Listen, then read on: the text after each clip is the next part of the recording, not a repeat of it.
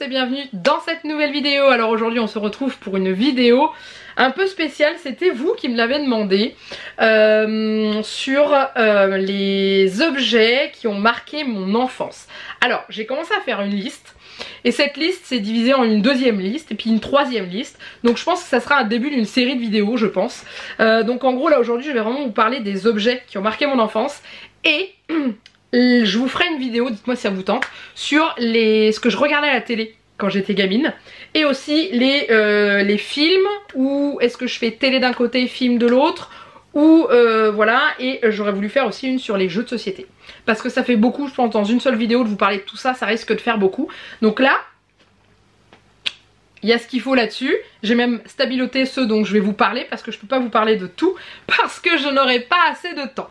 Donc je me décale un petit peu, comme ça je vous ferai apparaître là les images de ce dont je vous parle parce que ça va peut-être pas parler à tout le monde. Il faut savoir que j'ai quand même 36 ans, que je suis née dans les années 80, donc 84 plus précisément, et que du coup là les objets dont je vais vous parler ça va plus être les années fin 80, donc 88, 89 et surtout les années 90 où j'avais 6 ans en 1990, j'avais 6 ans.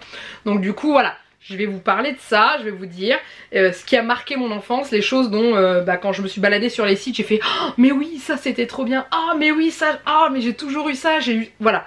Et on en a rediscuté avec Janek et c'est pareil, il m'a rappelé des trucs, il m'a dit mais ça tu connaissais pas. Voilà, donc ça m'a permis de faire cette liste et du coup je vais vous en parler. Alors on va commencer avec la première chose qui m'est venue à l'idée tout de suite dans les années 90, c'est le Tamagotchi. Il est ressorti il y a peu de temps, je sais pas si c'est ressorti en France ou si c'est que aux États-Unis, mais en gros le Tamagotchi qu'est-ce que c'était? C'était un petit jeu avec un écran, vous savez l'écran bicolore, hein, noir et vert derrière là, où vous aviez un petit animal de compagnie dedans et il fallait s'en occuper. Voilà, il fallait lui donner à manger, il fallait le coiffer, le caresser, enlever ses cacas du jour parce que ça faisait caca partout ces trucs là, et il fallait le maintenir en vie au maximum jusqu'au jour où il allait mourir et se transformer soit en ange parce que vous en étiez bien occupé, soit en diable parce que vous avez fait que de la merde avec. Il me semble que c'était ça. Et punaise, j'ai tanné ma mère pendant je ne sais combien de temps pour en avoir un. Alors j'avais pas eu un Tamagotchi, j'en avais eu un autre parce que j'avais choisi un autre qui me plaisait mieux.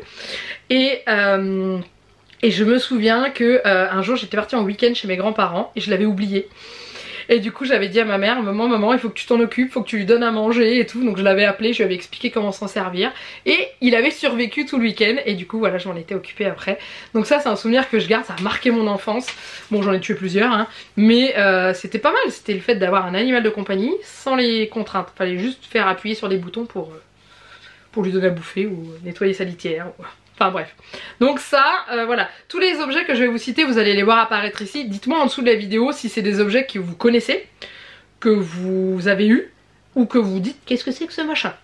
Alors ensuite on va continuer avec l'écran magique. Pour ceux qui connaissent, qui sont de ma génération, qui connaissent l'écran magique, qu'est-ce que c'est? C'est un écran avec un fond un peu marron jaune, avec des boutons sur le côté qu'il fallait tourner pour faire un dessin. Donc il y a un bouton qui faisait aller droit à la verticale, un bouton qui faisait aller à l'horizontale. Et quand vous tourniez les deux ensemble, vous alliez en diagonale suivant la façon dont vous tournez. Et le but c'était de réaliser un dessin avec ça. Et quand vous vouliez plus votre dessin, vous retourniez l'écran et vous le secouez. Et ça effaçait le dessin, il y avait une espèce de sable dedans. Et vous remettiez et vous pouviez redessiner à l'infini. J'ai passé ma vie, mais je passais mon temps tout le temps avec ça, c'était un truc de malade et je crois que ça existe encore, je crois, je ne suis pas sûre, mais c'est vrai que j'aurais bien aimé que Juliette en ait un, mais après elle est encore un peu petite parce que c'est quand même très compliqué de réussir à faire les diagonales et tout, voilà, le petit point on le déplaçait toujours, en fait peu importe, enfin on le déplaçait, on pouvait pas lever le crayon pour refaire, enfin là c'était pas un crayon, c'était des manettes. Et c'était extraordinaire comme jeu. Et voilà, ça c'est un très bon souvenir aussi pour moi. Combien de fois j'ai piqué des crises dessus parce que ça voulait pas se mettre où je voulais. Ensuite, il y a les jeux de récréation. J'ai mis tout ça dans le même truc parce qu'il y en avait trois principaux. Il y avait l'élastique. Ça je crois que ça va encore dans les cours de récré. Donc soit on était 3, il y en avait 2 de chaque côté qui étaient élastiques. Soit on était 2 et on en accrochait un à un poteau et puis on se mettait les pieds dedans. Il y avait la corde à sauter. Et il y avait le skip it. Est-ce que vous vous souvenez du skip it? Le skip it c'était quoi? C'était une boule, enfin une espèce de boule avec un caoutchouc autour une grande tige et un rond dans lequel vous enfiliez votre pied. Et il fallait le faire tourner autour de votre jambe et du coup sauter à chaque fois qu'il arrivait sur la jambe où il n'était pas attaché. Combien de fois je me suis cassé la gueule avec ce truc, combien de fois je me le suis pris dans les tibias parce que ça faisait super mal. Mais j'en avais un, je me souviens, il était rose. Et en fait, moi j'avais un compte tour dessus, je sais pas si vous aviez pareil. Et j'avais un petit compte tour automatique, donc en fait, à chaque fois qu'il y avait un tour de fait, il comptabilisait et tout. Et c'était génial comme jeu. Et je l'emmenais pas souvent à l'école parce que un jour la maîtresse elle a dit stop. Parce qu'en fait on se bagarrait pour l'avoir parce que tout le monde n'en avait pas. Mais j'adorais ce truc, c'était juste extraordinaire. Est-ce que vous avez eu ça quoi? Et est-ce que ça existe encore? Je ne sais pas, mais c'était bien pensé ce système de se mettre ça autour de la cheville et de sauter et tout. Ça nous faisait bouger, ça nous faisait faire du sport, c'était parfait. Donc voilà, ça c'était pareil. Mais j'aimais bien, moi ce que j'aimais bien c'était l'élastique. Ah finesse, je me souviens, on était trop fort quand on jouait à ça. Maintenant on vous met un élastique, vous êtes incapable de faire ce que vous faisiez quand vous étiez gosse. Clairement. Hein. Alors attention, je vais devenir un extraterrestre aux yeux d'une partie d'entre vous. La VHS. Qu'est-ce que c'est la VHS? C'était les cassettes qu'on mettait dans les magnétoscopes. Bon c'est bon, j'en ai perdu la moitié là. Ça c'est l'ancêtre du DVD. Voilà, donc en fait avant, les gens avaient des toutes petites télés, hein, on n'avait pas les écrans plats, LCD, machin truc, on avait des télés en forme de carré, c'est pour ça qu'on faisait en 4 tiers. Hein. J'ai démarré avec ma mère, on avait une télé comme ça. Puis un jour on a eu une télé plus grosse, vous savez la télé qui était aussi large que longue, avec le tube catholique à l'intérieur, hein, qui pesait le poids d'un âne mort, qu'il fallait 2 pour soulever. Et on avait des magnétoscopes où on mettait des cassettes dedans, des VHS. Et les VHS c'était extraordinaire, c'était magique, c'était top, mais c'était la vie quand on avait ça. Il y avait un truc qui nous plaisait à la télé, clic, on enregistrait, hop, il y avait la pub, hop, on arrêtait. On rembobinait un petit peu pendant la pub pour bien se caler et tout, pour pouvoir mettre la suite du film et tout. Non mais c'était génial. C'était génial. Et du coup, avec ma mère, on avait une sacrée collection de VHS qu'on enregistrait. Hein. Il y avait la VHS qu'on achetait, hein, les trucs comme on achète un DVD, on achetait les VHS. Hein. Et voilà, et en fait, moi ce que je faisais quand j'étais gamine, donc j'enregistrais les trucs sur les VHS et je notais à la seconde près le temps du film ou de l'épisode de série que j'avais enregistré. Parce que il n'y avait pas le clic changement de chapitre, non, fallait avancer, avance rapide, vous aviez le temps qui défilait sur votre magnétoscope et l'arrêter pour avoir la suite. Voilà. J'ai l'impression de parler à un temps qui est tellement vieux. Mais la VHS ça a bercé mon enfance, hein. Clairement, c'était... Le soir on mettait pas un DVD, on mettait une cassette. Et ensuite on va rester dans tout ce qui est trucs comme ça. Et c'est Jeannette qui me l'a rappelé celui-là. Alors j'ai pas eu d'ordinateur quand j'étais plus jeune, mais mon oncle en avait un. Donc j'étais souvent chez lui. Et du coup, on utilisait des disquettes. On n'avait pas de clé USB. On n'avait pas de CD-ROM. Enfin on appelait ça des CD-ROM à l'époque, maintenant des CD, enfin des CDR là, pour graver dessus. On avait des disquettes. Qu'on mettait dans le PC, ça faisait clic, il y a un bouton qui sortait, ça enregistrait dessus, vous mettiez quoi, je sais pas, 30 mégas là-dessus, j'en sais rien, je sais même pas combien ça contenait. Et ensuite, vous rappuyez sur le bouton, ça vous éjectait la disquette et vous aviez les fameuses boîtes à disquettes pour ranger tout ça. Moi j'ai connu ça pendant longtemps parce que l'avantage de la disquette, c'est que vous pouviez effacer dessus. C'est-à-dire que ça, vous pouviez les vider, contrairement au CD. Si vous aviez qu'un CD-R normal, une fois que c'était gravé, c'était gravé. Si vous aviez un RW, vous pouviez l'effacer. Mais les R, on pouvait pas. Et à l'époque, il n'y avait pas trop de RW ou alors c'était pas donné. Donc du coup, la disquette, je m'en suis servi jusqu'à longtemps parce que je me souviens que mon rapport de stage quand j'étais en études d'assistante vétérinaire était sur disquette. Ça, je me souviens. D'ailleurs, j'avais une boîte pleine de disquettes parce qu'il y avait tout mon rapport qui était étalé dessus parce que il y avait des photos, il y avait des trucs comme ça et tout. Et ça ne tenait pas sur une disquette, ça tenait sur une dizaine je crois. Et voilà, et l'avantage c'est qu'on pouvait effacer, quand il y avait une erreur à corriger, on travaillait sur la disquette, on effaçait, on réenregistrait et basta, c'était réglé. Et voilà, donc je pense que très peu les jeunes de maintenant, eux connaissent la clé USB. Voilà, le cloud aussi, vous mettez ça sur le cloud sur un ordinateur, vous pouvez le retrouver sur un autre et tout. Mais c'était ça avant, c'était la merde. Et ensuite, on va rester dans la dernière chose, il me restera encore 2 petits trucs, mais dans une autre chose encore un peu type informatique et tout, l'appareil photo jetable. Alors je sais que ça existe encore, je sais qu'il y a encore des gens qui en utilisent, mais à l'époque, avec ma mère, on n'avait pas d'appareil photo. où vous mettiez la pellicule dedans là et tout là. Est-ce que vous avez connu les appareils photo à pellicule? Et du coup, avant d'avoir notre premier appareil photo à pellicule, on avait l'appareil photo jetable. Donc vous saviez où il fallait rester appuyé pour le flash et clic. Vous voyez de quoi je parle? J'ai l'impression que ça fait une éternité que je me suis pas servi de ce truc. Mais j'ai pas oublié le bruit quand je partais en colonie de vacances. Je sais pas, j'avais 8 ans je crois.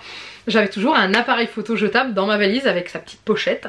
Et parce qu'il demandait, hein, si on voulait, on pouvait prendre ça. On n'avait pas le droit aux appareils photo normaux, mais on avait le droit aux jetables. Et du coup, c'était toujours ça. Vous aviez des photos toujours mal cadrées. Hein, parce qu'en fait, l'appareil photo jetable, vous aviez le viseur en haut et l'objectif en bas. Sauf que le viseur, c'était juste un trou. Vous mettiez votre œil dedans. Et en gros, ce que vous voyez dans le viseur, c'était pas exactement le même angle que ce qu'il y avait sur l'objectif. Donc la plupart du temps, vos photos étaient toujours cadrées n'importe comment. Mais ça, c'était magique. Et moi, ce que j'aimais bien, c'est quand vous aviez votre appareil photo jetable, et ça c'était pareil avec les appareils à pellicule, vous alliez au photographe, faire développer vos photos, et quand vous allez chercher vos photos, on vous disait bon bah rendez-vous dans 3 jours, ou dans une semaine, ça dépendait où vous les déposiez, ou dans 24 heures, et vous alliez les chercher, vous aviez le petit stress quand ils vous donnaient la pochette, il y en a combien de réussis sur les 25? Bon bah il y en a 19, un jour ça m'est arrivé qu'on me le file, on me dit bah il y en a 4. Bon c'est parce que j'avais pris, c'était un appareil photo jetable, j'avais pris pour un concert, donc du coup j'avais flingué les 3/4 des photos. Mais voilà, maintenant on a des appareils photo numériques, on a nos téléphones portables qui font des photos, tout est stocké sur une mémoire, sur des cartes mémoire, sur des cartes SD, on met ça sur des cartes USB, on imprime ça à la maison ou on imprime ça sur des bornes de photos. Il y a plus ce truc de délai, on commande sur internet, on les reçoit par courrier sur des sites tels de Cheers, Lalalab, je sais plus, enfin il y en a tellement. Et avant c'était ça, donc avant c'était tu fais une photo. Hein, t'en fais pas 10 000. c'est attends, je vais prendre une photo de ce paysage. Une seule, pas clic, attends, je vais le prendre là, clic, attends, je vais le prendre comme ça, clic, attends, je veux. Non, non, non. Quand on partait en vacances avec ma mère, on partait 3 semaines, j'avais le droit à 3 pellicules d'appareil photo. Une par semaine, pas plus. Donc ça correspondait à peu près à 30 tirages photos. Ça peut paraître beaucoup, mais quand vous êtes en vacances, en général, vous faites, je sais pas, 200, 300 photos maintenant. Peut-être même plus. À l'époque, 200, 300, je suis gentille, je crois même au-delà, pour une semaine. Oui, bah oui, pour une semaine. Moi, j'avais droit à 30 clichés pour la semaine. Et en général, à la fin du séjour, j'avais fusillé mes 3 pellicules toujours. Mais voilà, ça c'est un souvenir que je garde et c'est extraordinaire, je trouve. Alors ensuite, il reste 2 petites choses. Alors, il y a un jouet qui a particulièrement marqué mon enfance et il y a un ustensile de papeterie. On va partir sur celui-là. Est-ce que vous avez connu le stylo multicolore? Alors attention, je parle pas du stylo, alors je parle le stylo 4 couleurs qui est très connu, mais il existait aussi un stylo multicolore où moi j'avais celui où chaque couleur sentait un fruit. Est-ce que vous l'avez connu celui-là? Je sais pas si je vais réussir à vous le retrouver sur internet, mais en gros il était gros comme ça, enfin en diamètre, et j'avais je sais pas une dizaine de couleurs je crois dessus, à peu près. Et alors j'avais banane, fraise, cassis, menthe. C'était une de ces odeurs dans ce stylo, c'était un truc de dingue. Et quand on le sortait, quand on écrivait, la feuille elle sentait le fruit. Et ça, mon stylo, le jour où il a crevé, le jour où il était mort et que j'avais plus d'encre, j'étais tellement malheureuse parce que je l'ai jeté en fait un jour en triant. J'étais plus grande, hein, je suis retombée dessus, je fais il marche plus, je l'ai balancé à la poubelle. Mais je l'aimais tellement ce stylo, je l'avais dans ma trousse pour aller à l'école, pour pouvoir faire mes traits de couleur, parce que moi je faisais partie des gens qui, quand j'écrivais dans mon cahier, je surlignais de telle couleur les titres, de telle couleur les sous-titres, de telle couleur les paragraphes, moi j'étais surlignée de toutes les couleurs dans mon cahier, c'était toujours la fiesta, et du coup ce stylo là je l'avais toujours sur moi, parce que du coup ça me permettait de surligner comme je voulais. Et c'était mon stylo d'amour, je me souviens il était rouge. Et j'espère que j'arriverai à retrouver vraiment l'image de celui que j'avais qui était rouge. Parce que je sais que j'avais des amis qui l'avaient en jaune, après qui l'avaient en bleu et tout. Mais moi le mien était rouge. Et il était extraordinaire ce stylo. Voilà, ça c'était mon stylo d'amour. J'ai toujours aimé les stylos. Après j'ai toujours aimé la papeterie. J'ai toujours aimé les stylos de différentes couleurs, de différentes marques, de différentes pointes et tout. J'en avais toujours une collection à la maison. À chaque fois qu'on allait faire les courses, pas à chaque fois, mais quand on allait faire les courses avec ma mère, de temps en temps, je disais oh regarde celui-là il est nouveau, je l'ai vu à la télé, je l'ai pas, je le prenais, enfin elle me disait bah vas-y prends-le, c'était, à l'époque c'était des francs, je pourrais pas vous dire combien ça coûtait, je sais pas, 5 francs, j'en sais rien. Et voilà, et j'avais toujours des trucs plein de couleurs et tout, ce qui est toujours le cas, hein. J'ai toujours des tonnes de stylos, j'ai toujours des tonnes de feutres, j'ai toujours des tonnes de crayons de couleur, j'ai toujours des tonnes de trucs. Et voilà. Donc du coup ce stylo 4 couleurs là c'était mon amour. Et je l'aime toujours autant que je pense à lui. Non, faut pas déconner non plus. Et la dernière chose, un jouet qui a marqué mon enfance, à part les Playmobil, parce que les Playmobil ça a quand même bien marqué mon enfance, mais ça existe encore beaucoup et ça n'a pas changé depuis qu'on était gamin. C'est-à-dire qu'ils ont toujours la même tête, ils ont toujours la même taille. Les anciens Playmobil sont compatibles avec les nouveaux et tout. Moi je vous parle d'un jouet qui a... La marque existe toujours, mais elle a énormément changé et on peut plus mélanger les boîtes. C'est les Polly Pocket. J'ai joué avec les Polly Pocket, mais j'en avais masse, un truc de dingue. Il m'en reste plus beaucoup. Juliette les a récupérés, ils sont chez ma mère. Quand on va chez ma mère, vous les voyez. Elle a les grosses maisons en fait, elle a la boîte à chapeau, l'école de danse, le gros plateau où elle peut balader les bonhommes, enfin se promener, mettre le bateau et tout ça. Et il y en a un autre qu'on lui a pas donné parce qu'elle a du mal à s'en servir, c'est celui de la de la boutique de vêtements. Donc en fait il y a un aimant qui se met sous la Polly Pocket et quand vous bougez, elle se déplace dans sur tout le plateau et tout. Mais Juliette elle s'énervait sur le truc, donc on a préféré pas prendre le risque et éviter qu'elle le casse. Mais les autres elles jouent avec et tout. Et j'ai récupéré ceux qui sont en format livre que je lui ai donné ici à la maison.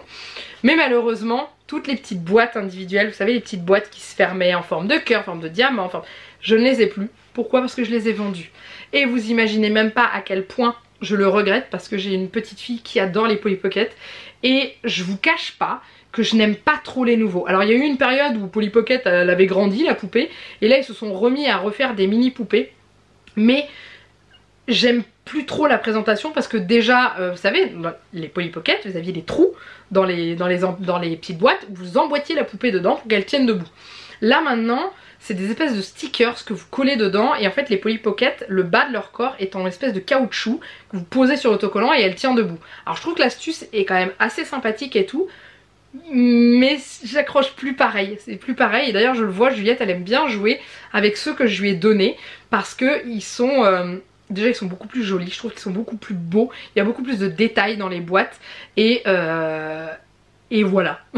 Donc ça c'est quelque chose qui a vraiment marqué mon enfance parce que les Polly Pocket, qu'est-ce que j'en ai eu et qu'est-ce que je regrette de les avoir vendus, tout comme mes Playmobil. Je ne vous cache pas que j'ai un immense regret d'avoir vendu tous mes Playmobil parce que j'avais l'hôpital avec le dentiste, avec je sais plus ce que j'avais d'autre, la salle de chirurgie j'avais la maison de campagne, j'avais le camping-car avec la possibilité de coucher les bonhommes au dessus, j'avais plein de trucs Playmobil, j'ai tout vendu et puis bah maintenant j'ai Juliette et je lui rachète des Playmobil. Je vous cache pas que ça me casse les pieds quand même hein. Surtout que j'en avais qui n'existent plus et quand je vois le prix des Playmobil maintenant, c'était pas si cher, ça coûtait cher mais pas à ce point là. Donc du coup ça fait un peu, voilà, la fois où je les ai vendus en brocante, bah, j'aurais mieux fait de me casser une jambe plutôt que de les vendre. Comme pour les Polly Pocket c'est pareil parce que voilà, je sais que ma mère en a peut-être encore dans ses cartons parce qu'elle avait tout stocké en fait, mes anciens jouets dont on voulait pas se débarrasser, elle a tout dans des cartons qu'elle a stocké dans sa maison et de temps en temps elle me dit tiens tu vois j'ai retrouvé ça, donc j'ai toujours espoir qu'elle retrouve un plateau de Polly Pocket ou une boîte ou un truc comme ça, mais j'en ai une grosse partie clairement qui n'est plus là et que j'ai vendu et que je regrette énormément parce que Juliette adore et j'aurais dû les garder pour les transmettre à mon enfant et je l'ai pas fait. Voilà c'est tout, mais ça a marqué mon enfance et je suis déçue de ce qu'ils sont devenus maintenant et je les trouve plus aussi...